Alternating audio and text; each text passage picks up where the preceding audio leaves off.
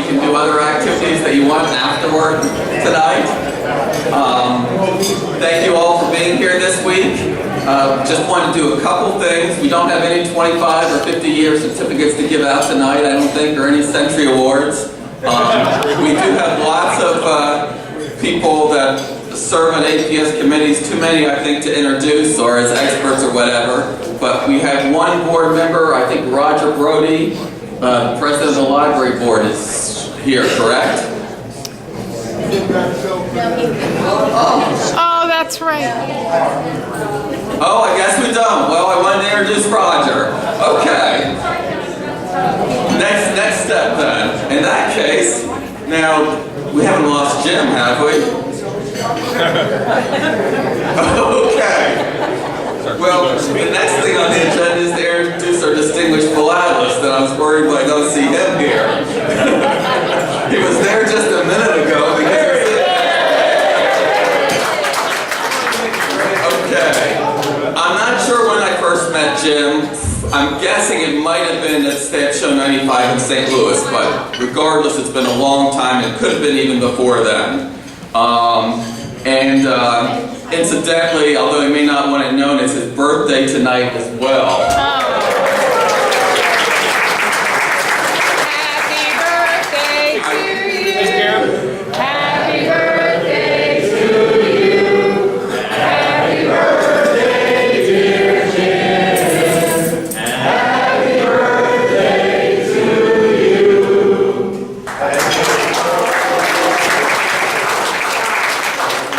And I won't tell you how old he is, but he joined the APS before I was born.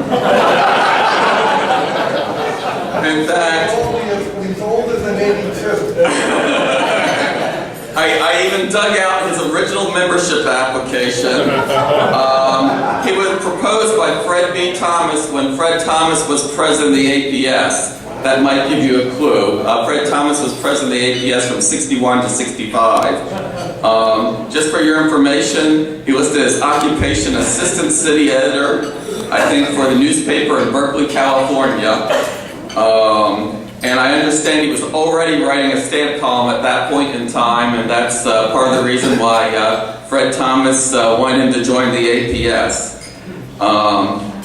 And he wasn't, I mean, he could join younger. If he had joined, you know, at an earlier age, he might have a lower number than Barbara Mueller, but his number is not, 42,000 isn't, isn't anything to, it's still pretty low.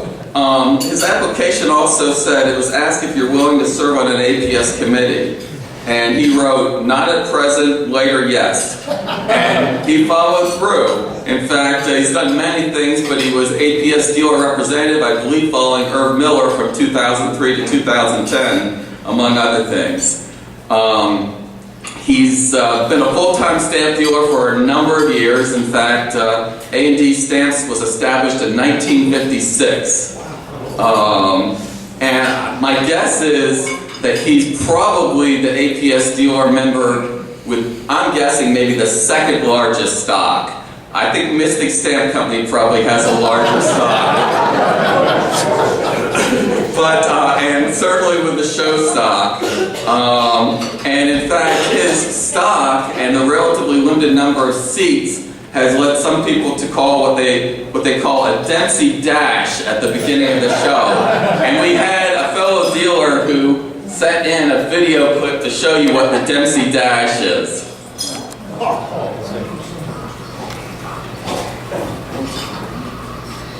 It's only 1:06, so. And this is at NAPEX this year, right? I almost got married.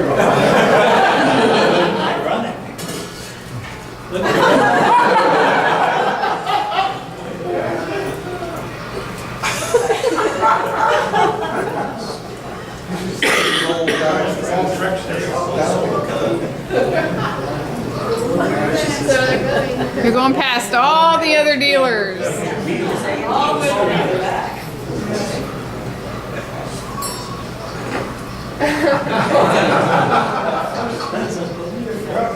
You got the last seat.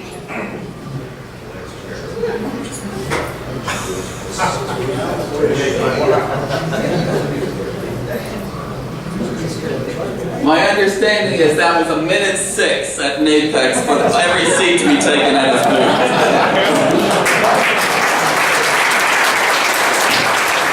I think some of the patrons were out of practice, actually. I didn't walk from the front door. Wayne? Yeah, I happened to be at NAPEX this year, and I was actually near the front entrance when they opened up. First of all, NAPEX was a fantastic show in that there were probably a good 150 to 200 collectors waiting to get in. But the minute they said, okay, the first 8 or 10 were actually in a dead run, and they were headed for Dempsey's booth. It was amazing to see. But other than being a dealer with an incredible show stock that they take all over the country, this trip he's only thinking is 7,000 miles. I think he's only estimating something on 30,000, 40,000 miles or so on his brand new vehicle this year. I think he had to get rid of the last one after about 400,000 miles. 500,000 miles, I'm sorry, and he had to get something bigger too so he could expand his stock. But Jim's also been incredibly generous to Philately. He's given to the Society and Library over $45,000, which includes the $25,000 for a reading lounge in the library.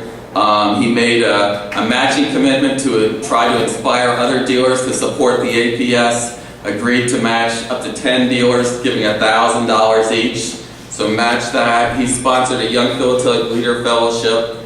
And this is just direct cash donations. He's also, just in the past 2 or 3 weeks, made a nice indirect support of the APS, and I think his purchases, just to circuit sales and the donation area, have been over $20,000 in the last 2 or 3 weeks. So thank you, Jim. Jim also obviously thinks about the future of the hobby and the APS. I mentioned the sponsorship of the YPLF. This year, with his holiday cards, though, I think he sent them out to about 2,000 customers, maybe a little bit more than that. He basically included something saying that if you're not currently an APS member, bring me your new membership card or join, and I'll give you $45, the cost of the membership free in stock from my booth. So wonderful.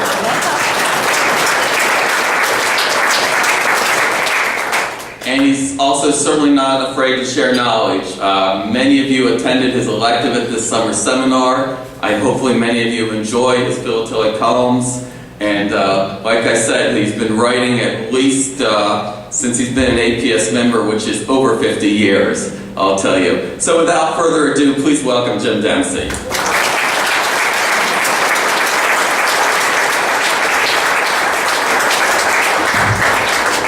Thank you, Ken, very much. Appreciate that, and all of those donations and things had the approval of Sue Dempsey, our Chief Financial Officer.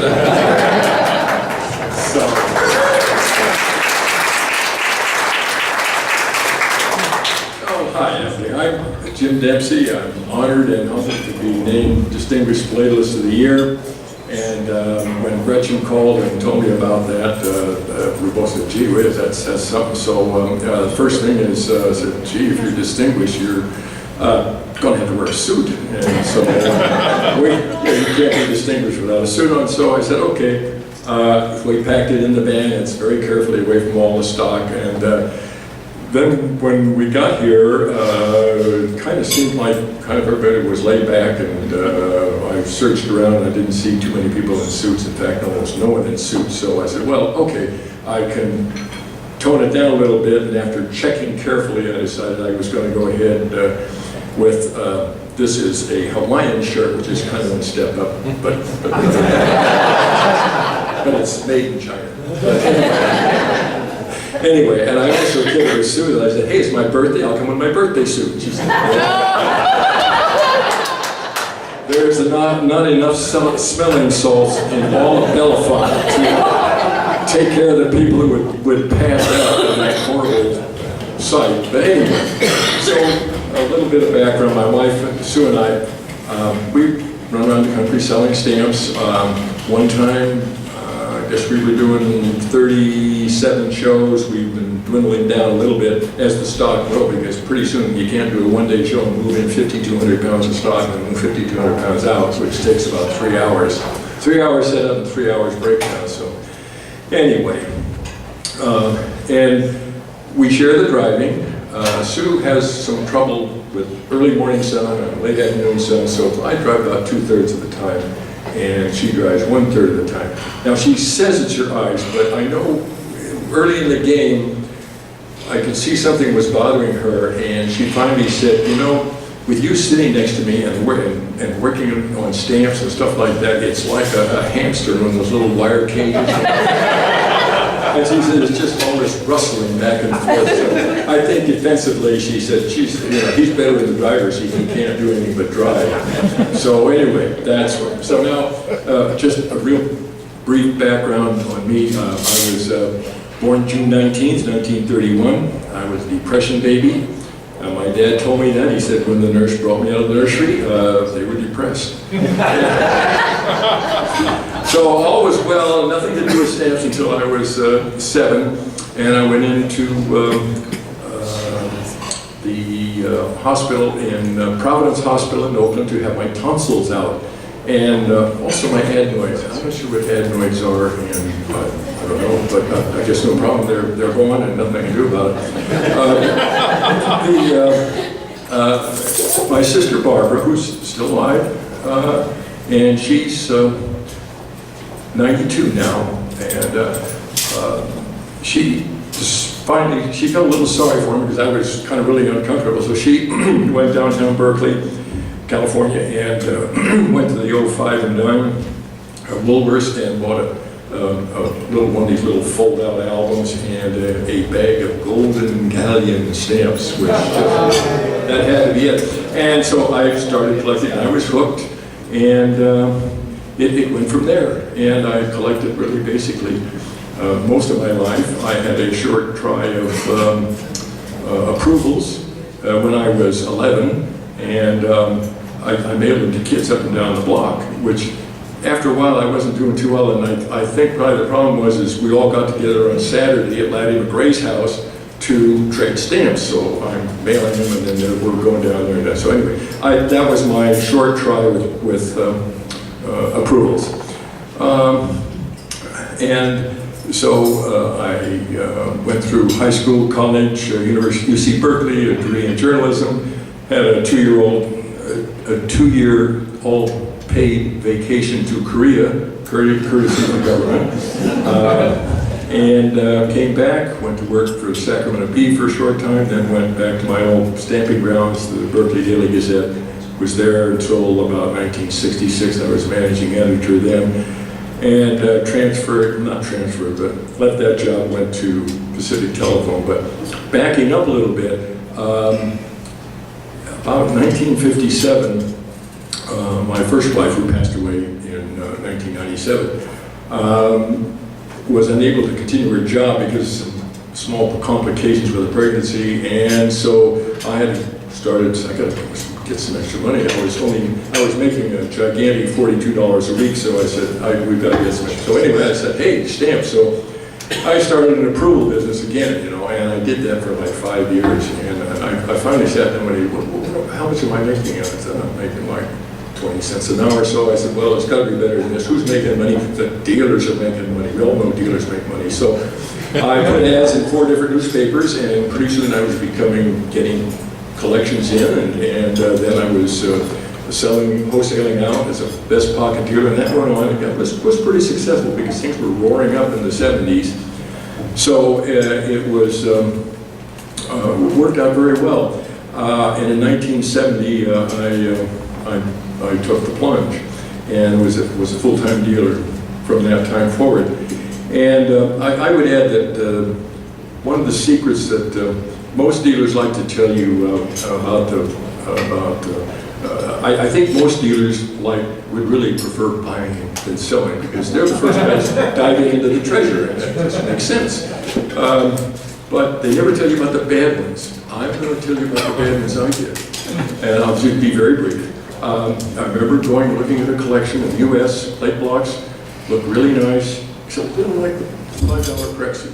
It was toned, something was wrong, it was kind of a brownish red, and gee, that's not very good. Well, that's 834A, which is now a $15,000 plate block, so that was one that went down the tubes. Then I bought a sheet lot some years later, and there were some precancels in there. I said, what idiot goes out and buys sheets of knit precancels?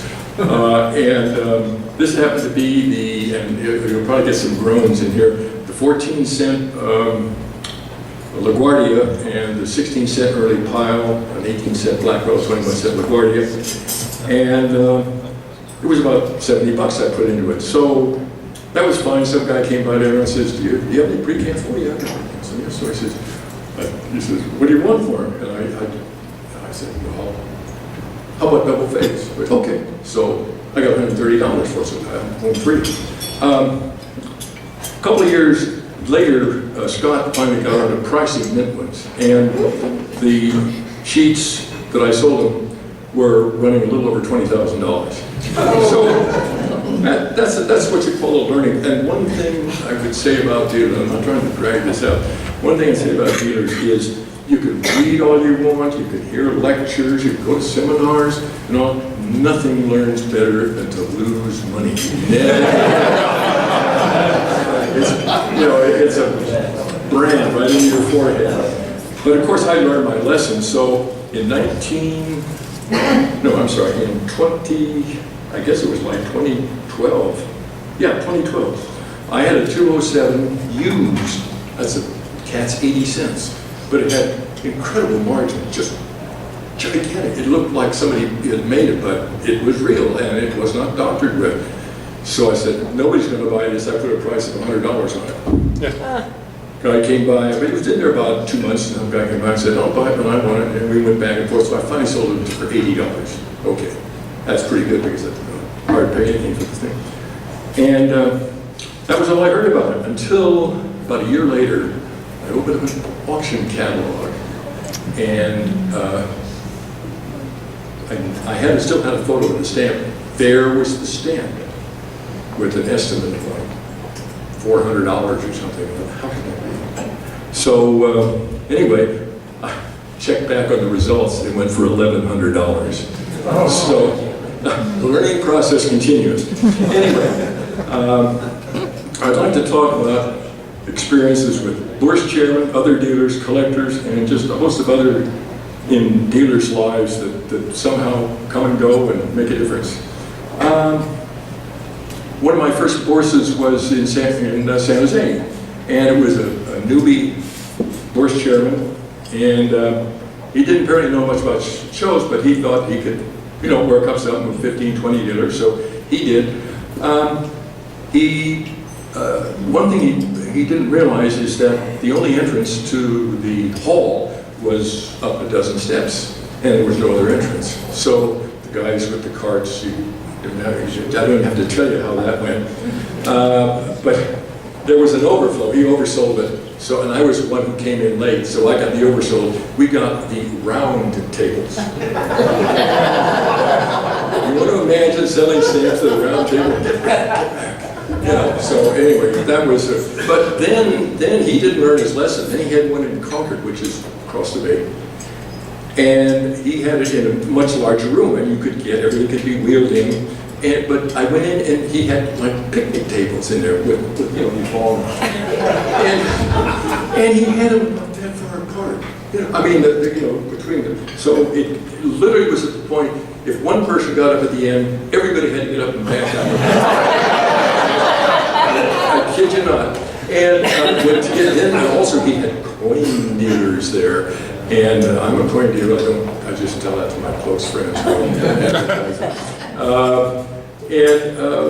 The coin dealers people were selling silver, and so the dealers had coin counters. If one dealer turned on the coin counter, it was okay. Two dealers turned on the light on that, and lights out, because it just sucked the electricity in, and so the lights were going on. Anyway, it was a mess. But he finally found his niche. He left the show business he found he could make more money, this is true, sponsoring summer senior citizen dream cruises to various bug-infested rivers in the United States. Fortunately, never saw him again. Won the Spitter Net, notorious horse dealer in, I'll just say, Southern California. Just awful. But he's been around for ages, and he's notorious for just being really pretty cheap all around. But then all of a sudden he has this great offer of a show, a 2-day show, and so forth, and the tables are really pretty cheap, and well, that's great. I didn't do the show, but I talked to people who did do the show, and the first sign of he filled it up. The first sign of trouble, for the first dealer that came along, he got within a block and a half of the hall, and there were road barriers, all just up down like this. Well, there was a 2-day parade and festival in this downtown of this city, and the dealers had to, park. And the more people that came to the parade, the further apart the dealers had to go back. And anyway, they finally got moved in. They had maybe a dozen collectors all day. Of those, most of them came in just to really scream and yell and then leave. So it was a disaster. This was a great one. There's a Northern California dealer. He's going to his reward. He had a mid-sized hotel in San Francisco, south of the airport. It was a 3-story kind of hotel, a little dining room and other stuff. And it was a 2-day show. We arrived, terrible storm, just really bad. And then lights went out, and then the elevator didn't work, and then the lights went back on, and by that time the dealers were all backed up. So they said, if you want, you can use an alternate, which is around the back. Now that's what goes up and brings food and stuff to the kitchen, but it's a little cage. So this is an open cage elevator, like a cyclone fence, just in a box. And you went in there, and we came up to that floor, moved in. The first thing you come into are the line cooks, and you've got an aisle about this wide. And these guys are trying to make up for all the food that we're trying to feed all these people. And you were just. It was just, lettuce all over the floor, and the line cooks were getting mad. Anyway, we all got in, the lights were on, the show opens, everything's fine. Wonderful, just then, good crowd, and 10:40, the lights go up. Okay, now this is a sealed, if you will, ballroom. There's no windows or anything. And of course, the dealers are going like this on the table, and the yelling to the horse show, get the lights, do something, and some guy had one flashlight that doesn't do anything. And so the horse chairman he panics real easy, and he did panic, and he knew that they had a set of doors, fire escape doors. So he went over, and I'm going to preface this by the fact that in front of him was a dealer who just scatters stuff all over the table, some prize, some not prize, half open briefcase, apple boxes under the table. And he operates on what I call the pony principle. And the pony principle goes back to the story of the farmer who took his little boy into the barn, to do something in there, and there's a giant pile of manure. And the kids start simply coming down and clapping, and they said, what are you clapping about? He said, there's all this manure here, there's got to be a pony. And so, anyway, this is the pony principle. If they see this mess, they figure there's got to be something good down there somewhere. Anyway, long story short, the guy opens the doors and lets in the light. He also lets in a 40-knot wind and rain coming in. And the pony principle disappears. And this guy was getting covers back all day and into the next day. They were finding him, up the top of the other. So that was a fun thing. So, and now we're going to talk about Tom.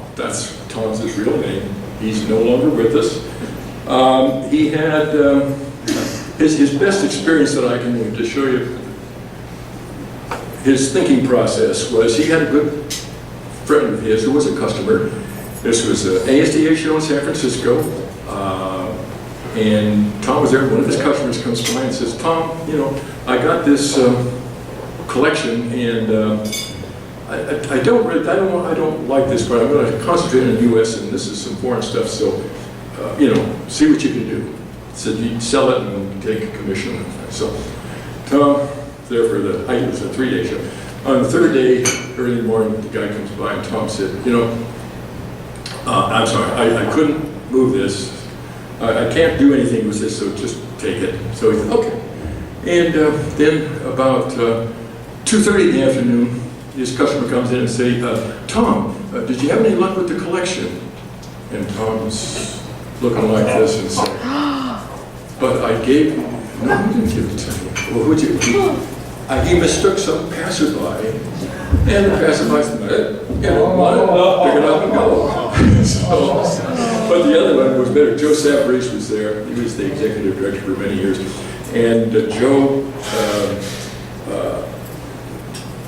they had a guy who was writing bad checks all over the place, so Joe told him, hey, watch out, this guy's bad checks. Sure enough, the guy comes around and he gets down at Tom's table. So Joe's doing the old eye and all this kind of stuff. And so it's all, and you see this Tom's taking out things and this guy's making a stack, all this kind of stuff, and when it's all over, he writes a check and leaves. And Joe comes over and, what did you do? You're great. And Tom says, no, I'm insured. And Joe says, you're insured for theft, not for fraud and bad checks. And sure enough, the check was bad. So, anyway, and I can use this guy's full name. He also is going, geez, look at these guys are going. Troy Norville, he's an old Swede. He's a former from London. Oh, something puts that. There he is. Okay, well, I'll tell you a good story on Troy. And he was UN king in the 60s. You can believe there was ever a UN king, there was. And some woman comes in and says, my late husband had this collection, and I'd like to know how much you would pay for it.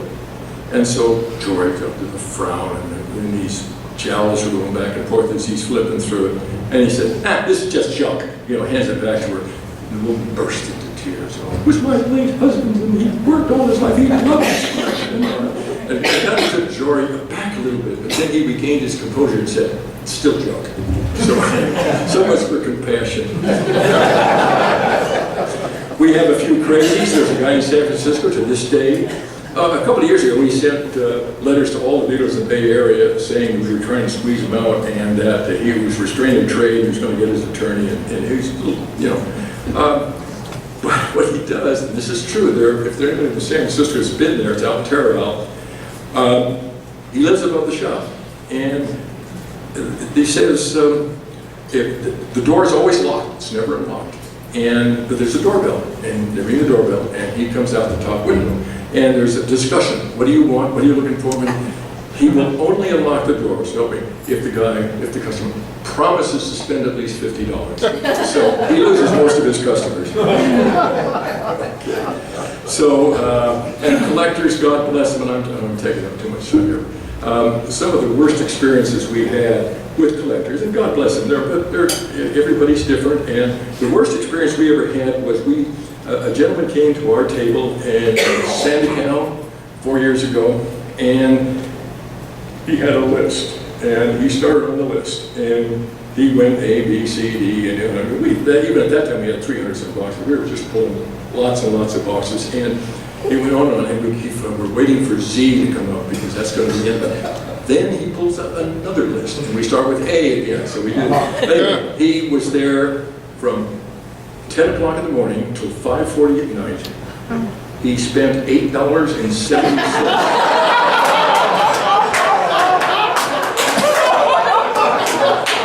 And demanded a discount. And I don't say shame on him, I say shame on me. Anyway, and the other thing about this is, we were at a show in Anaheim.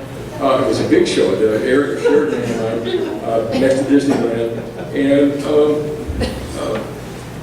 just everybody settled down. We had the kind of a run to the table thing, and the guy at the far end says, "What kind of a discount do you give?"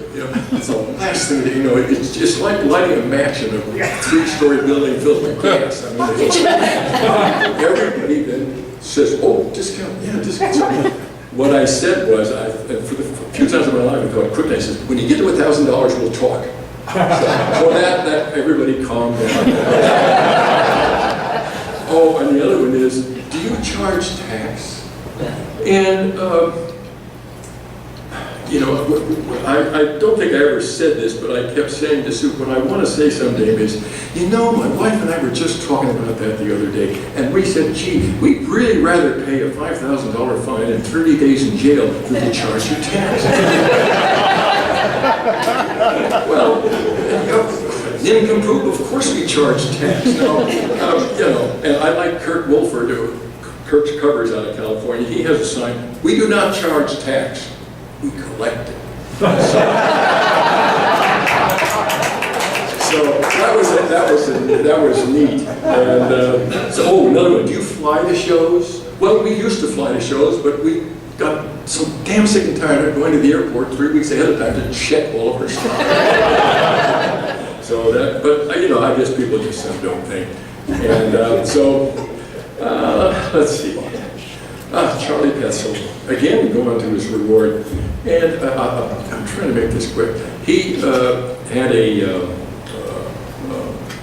very good British Empire collection, and Canada's one of his big. He had a good cover. There was buying, or guys doing customers for years, buying stuff. And another dude came back and noticed that this guy was dropping stuff into the briefcase. So she calls over the car, and the car looks at it, he sees it, and he sees it. So finally, there's enough, they figure, we've got him nailed. So they pull him aside, all that, said, you know, just had emptied his briefcase, and there's all this stuff there that was Charlie's. And the guard added it up, and meanwhile, a policeman had arrived, and they said, well, you got, first of all, they were saying, Charlie, he was stealing things. Charlie says, are you stealing things? And of course, these guys are shaking his briefcase, and so all this stuff is coming out. And they added it up, and it was $530. And the cop said, well, and this is a true story. The cop said, well, you know, that's a felony. It's over $500. At that time, that could make a felony in some states, including California. And the cop said, Charlie, you always give me a 10% discount. So he was going to run it back to a misdemeanor. I don't think that worked. Oh, boy.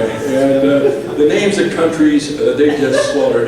We try, you know what you got to do, you're trying to do good PR with people, and they slaughter the name of a country. You kind of try and slaughter it too, so you don't, otherwise you don't want to be a nobody. I mean, you know, somebody and say, neener, you're not pronouncing it right. Like an Afris Ishish, well, I've determined that was as far as an ISIS. But we had a Liechtenstein, and the Britisher who corrected me is Bish one of them, not Bick one of them. And finally,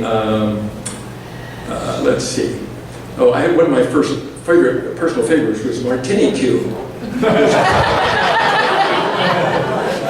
And I got another guy who has a Russian accent. He comes, Azerbaijan, and then he comes in, Azerbaijan, and this went on 2, 3, 4 times. I said, he came in and says, Azerbaijan. I said, my Bajan is fine. And finally, you know, it took military action in the Middle East to find that Qatar was really Qatar. And you know, that's these news guys cheat. They go look it up in the geography and see how it's pronounced. So Sue and I are doing our annual evening, watching TV, and Wheel of Fortune comes on, and Pat Sajak's there, and you have just won a vacation trip or two to Antigua. I said, what the hell's Antigua? And Sue would say, I think it means Antigua. And so I was going to go over and check it in the book, but no. I'm going to do it. I'm going to hold my ground, because if I start correcting collectors after 50 years saying if they said Antigua, if I say Antigua, they're going to, yeah, that's a smart ass, you know. All right, last now, brace yourself. There is a secret organization. It is the OFSDA. Now, pardon the French, but this is, the actual title is the Old Farts Stamp Dealers Association. Yes. And it is for act dealers, stamp dealers, 75 years and older. I organized it. I was founder and charter president. And the late Harry, everybody I'm talking about is the late something or other, but anyway, the late great Harry Gratz said he would be second in command, but he insisted that it be named, that his title be Minister to the Exterior. So the true story is that there was a reason for that, and I didn't find out about it until later. As apparently, after World War II, Harry worked in Shanghai for a while, and he was a bouncer for a bordello. And I guess his interests changed, so he went into business, and it was an amazing success. And we have Richard Champagne as a member, Kurt Wolford, John Wolfe, Frankie, and anybody here who's over 75 that wants to become a member. Let me first read the card. It's for active stamp dealers, 75 years or over. And then I've written myself, the Ode to the Elder Dealer. When we pass on, do not despair. Celebrate our life with great flair. We are well aware of our ultimate fate. Old farts eventually dissipate.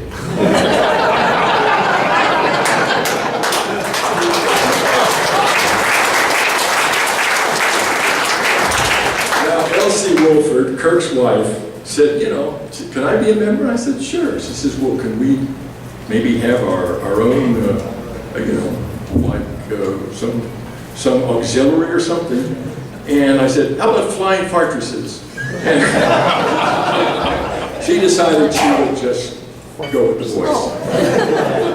So anyway, so really that's about it. I've talked way too long, but how long will I keep going? I've had a lifelong love affair with stamps. I joke that it's so much a part of me. I think if I ever got an ulcer, it would be perforated.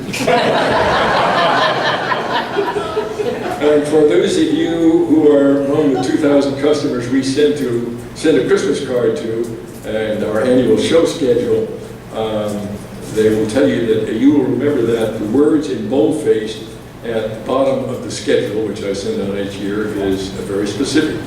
My retirement will be announced sometime during the eulogy. Thanks so much for being here, and I'm sorry it took so long.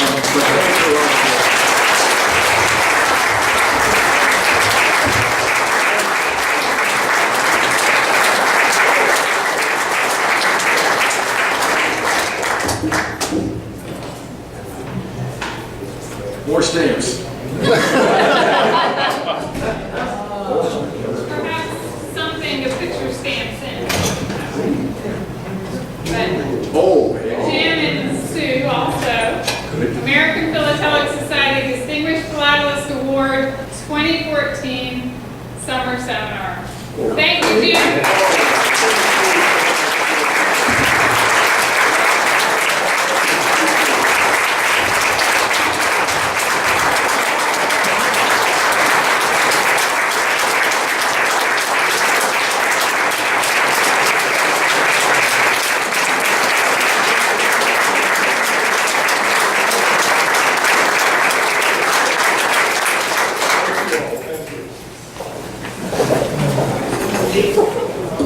Jim, I promise you didn't talk too long. That was so entertaining. To hear the inside scoop and all those inside jokes was fabulous. Thank you. And they're all right, I'm going to call up Janet to help me with this next part. Yes, you, Janet.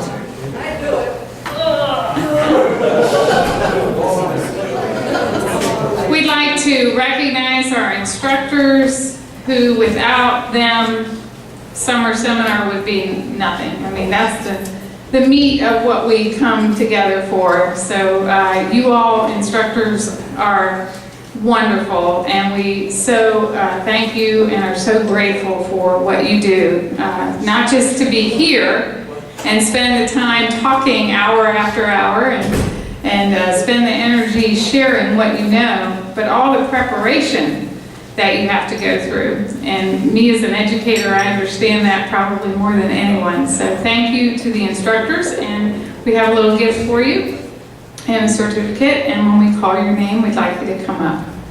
All right, who's first? Wayne Youngblood, Stamp Technology.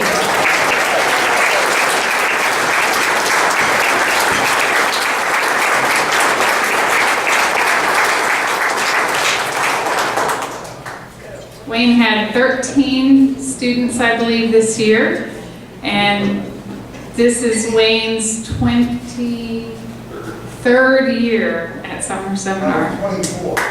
Not 24, I missed one. That's right. Thank you, Wayne.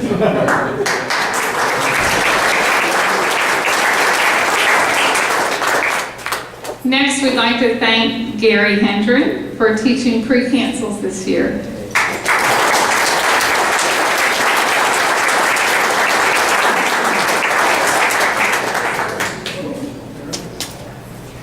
Gary had to be Johnny on the spot this year to take over for T.G. Riekop. So we're very appreciative to Gary and Linda for all that they've done. Teaching stamps and stories of the 1920s, Rodney Jewell.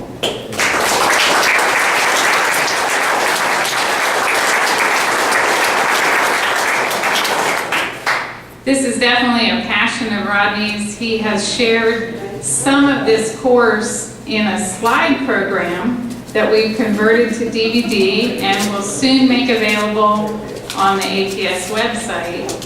Thank you, Rodney. Thank you, Gretchen.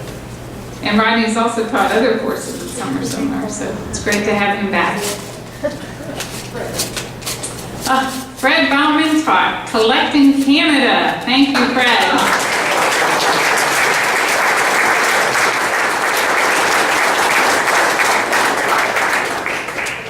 I've had several comments over the years from you that we don't want to be always weighted to the U.S. We need some foreign collectors.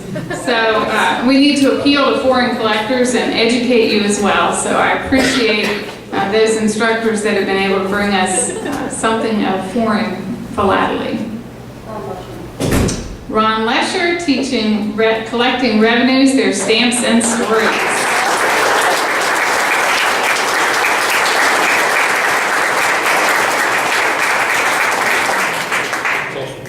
Thank you so much, Ron and Annabelle, for coming. Ron is a regular Summer Seminar instructor, and we hope to see him back soon, teaching again.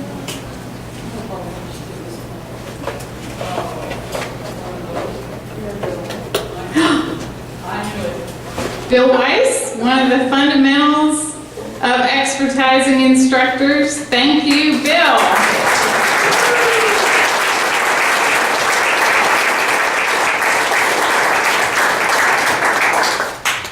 What would we do without our experts? Irv Miller, another co-instructor for fundamentals of expertising.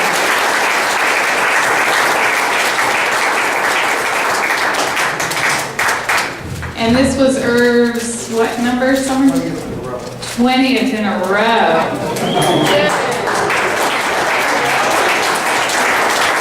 I feel a competition. Yeah, but how many of those was as a student? And the third co-instructor for fundamentals of expertising, Clark Frazier. Thank you, Clark.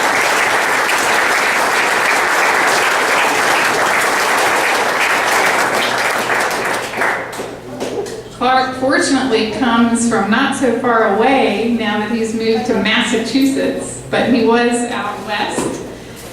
And it's so great to have him back at Summer Seminar. We'll try to make it so he doesn't have to get sick every time he comes here. But he's battled something just about every year. Fiberglass. Thank you, Clark.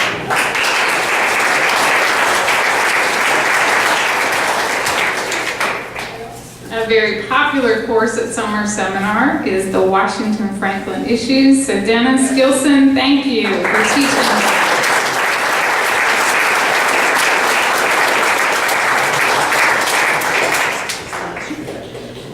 We are very fortunate because Dennis is local to State College, and so he's here every week. So we're thankful for Dennis. And helping Dennis this year, assisting him, was Doug Drumheller. Doug, would you come up so we can thank you?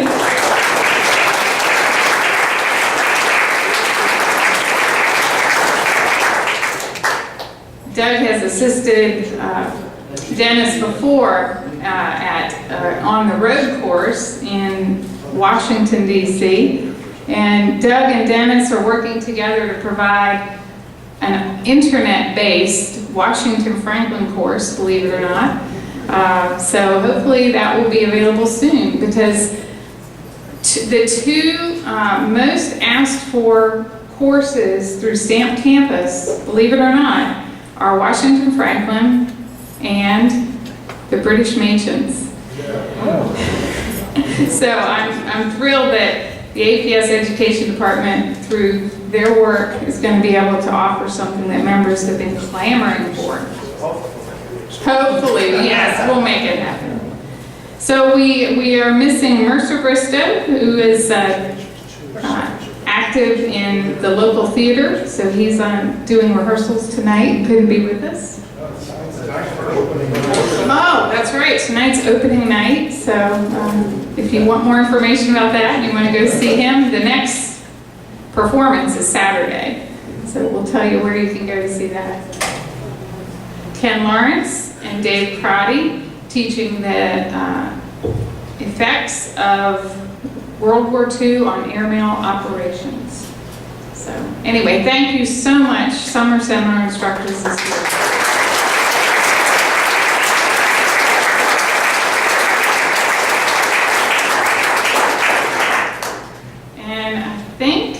That leaves, last but not least, Herb Miller to come up and share The top 10 reasons you know you're bad.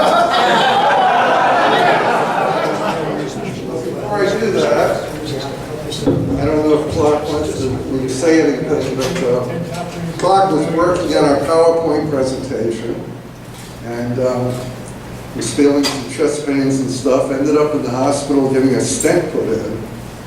Called me from the hospital saying, you have to Dropbox your PowerPoints to me so I could revise them. The day after he got out, I Dropboxed and he sent back these PowerPoints. Guy's amazing. And one more thing, just between our three instructors. First of all, we had a record 31 students this year in one class. And just between the three instructors, we had 107 years of dealer experience. Ken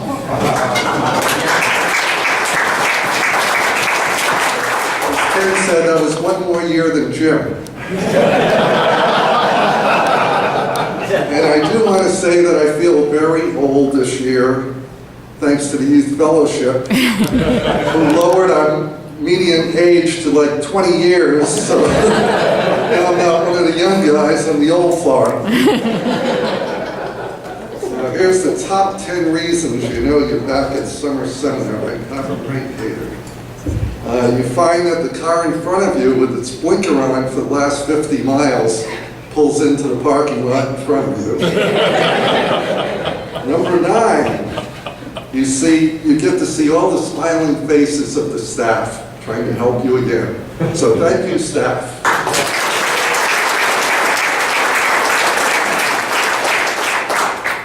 Number 8, you get to race to see what Richard Nagels has put out new in the stamp department. Number 7, you get to see the progress that the building has made since you've been here last. Number 6, these papers are stuck together. You find that everyone knows what APS and AARP means.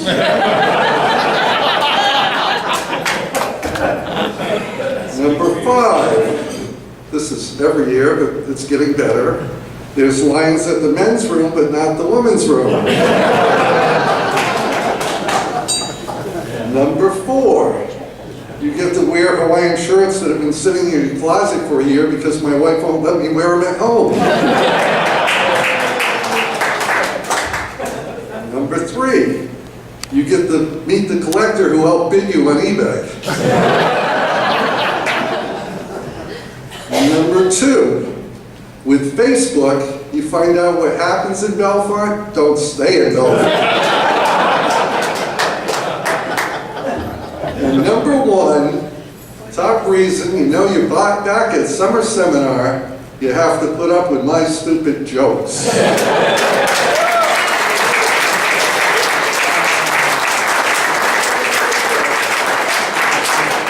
I just wanted to say, for Mr. Weinberg, some of us didn't make it selling the British Guiana stamp, but this is a little story about how a dealer made his first $1 million in the stamp business. And when he was a little boy, he bought a stamp for a nickel, and he sold it for a dime. Then he bought 2 stamps for 20 cents for a dime and sold them for 20 cents. Then he bought 4 stamps, and so on, until his aunt died and left him $1 million.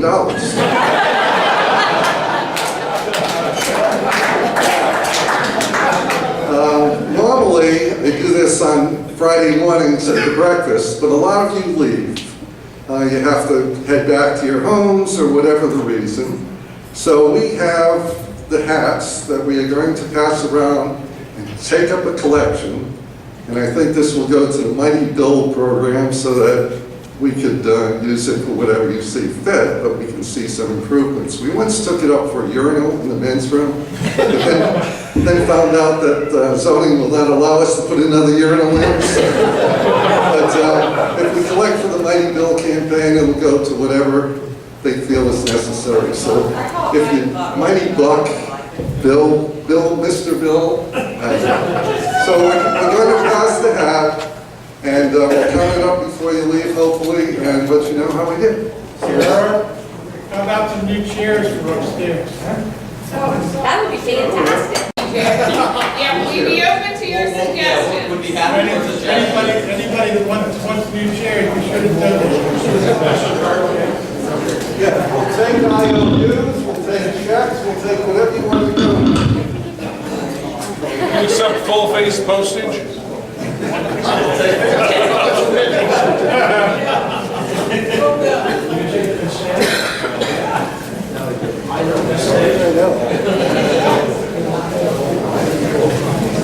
want to say thank you to those of you that organize theme tables. That always makes our Thursday dinner fun and enjoyable. Tomorrow morning is our breakfast. That's a great chance to eat some more great food and to have a talk-back session with APS directors. It's a time to learn more about what's happening at the APS.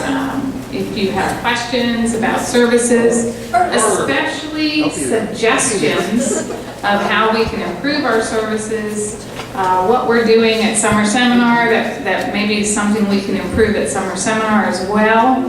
So it's whatever you want to talk about and share and questions that you have. So we start here in this room at 8 a.m. with breakfast, and then we'll start the talk-back session, and we're usually done around 10 or 10:30. Okay? Keep talking for a minute. Oh, yes, that's right. Several of you asked if you could download Erwin Weinberg's documentary video, which we can't because it's copyrighted to the Wilkes-Barre University. We will have it in our library, but Ken Martin had a really good idea. We'll be happy to show the entire documentary tomorrow after breakfast in this room, so that any of you that want to catch some of it or all of it may do so. How long did you watch? It's about 40 minutes, I believe. 30, 40 minutes.